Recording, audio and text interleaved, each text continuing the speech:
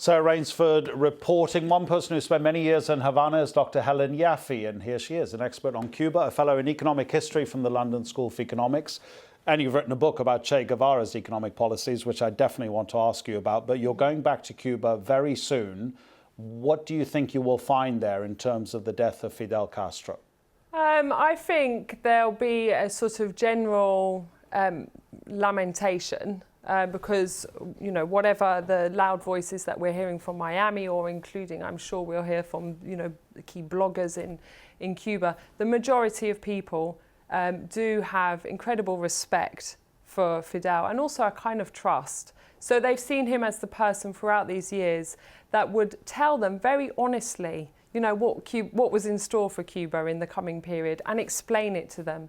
So when I've been travelling to Cuba since the handover took place, and since Fidel has not been so prominent, one thing that people lament is that, you know, we don't have Fidel to explain to us, you know, why these measures are necessary and you know, what will be in store for us and so on. So I think, yeah, but, you know, they're not stupid. Cubans aren't stupid. He's mortal. He's 90. It was bound to happen. We've seen him looking increasingly frail, but perhaps even a certain amount of pride that what took Fidel was biology, you know, was a natural death, and not any of the 635 attempts to assassinate Fidel by the CIA and the Miami Mafia, as they're referred to in Cuba, and so on. So yeah, and you know, and the revolution, Fidel leaves a revolution which continues in power, continues to call itself, identify as socialist. So I think, you know, those are things that Cubans will feel proud of. Do you think the dichotomy of his time in power is a fair one? Because you have the allegations of human rights abuses. Human Rights Watch has figures. There are human rights organizations in Cuba that have figures. The prime ministers of Holland and Belgium are the two latest world leaders to pay their respects, but they have both mentioned the human rights abuses.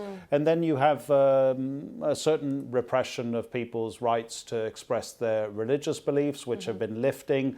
But then the positives are the education programs, the healthcare that there is there. There's this dichotomy to Fidel Castro's time as Cuba's leader. Is it a fair reflection? Yeah, I mean, interestingly, the issue on human rights, I sat down and read through like 10 years of Amnesty International reports on the situation of political prisoners in Cuba. And I mean, clearly there are political prisoners because Cuba is essentially engaged in an ideological and at times economic and at times almost military conflict. But one thing that is clear is there was no accusations in these reports of torture. You know, unlike perhaps we can say of the United States, where they've had to actually openly say, you know, we need to change policy, torture is not acceptable, and so on. So on the question of human rights, I mean, many analysts have pointed out that human rights has become, in a sense, the arm to beat countries with that, you know, we want to oppose. We don't really talk so much about human rights in relation to Saudi Arabia. But in terms of Cuba, it's, you know, we can't complain about the provision of healthcare or education. We can't complain about their access to sport, culture and so on, but we can talk about human rights. And what we mean by that is a very specific set of human rights. We mean the ability to, you know, set up a business, make money, employ other people, which all of those things are actually being introduced in a controlled way in Cuba now, but also the ability to have a pro-capitalist political party in power and so on.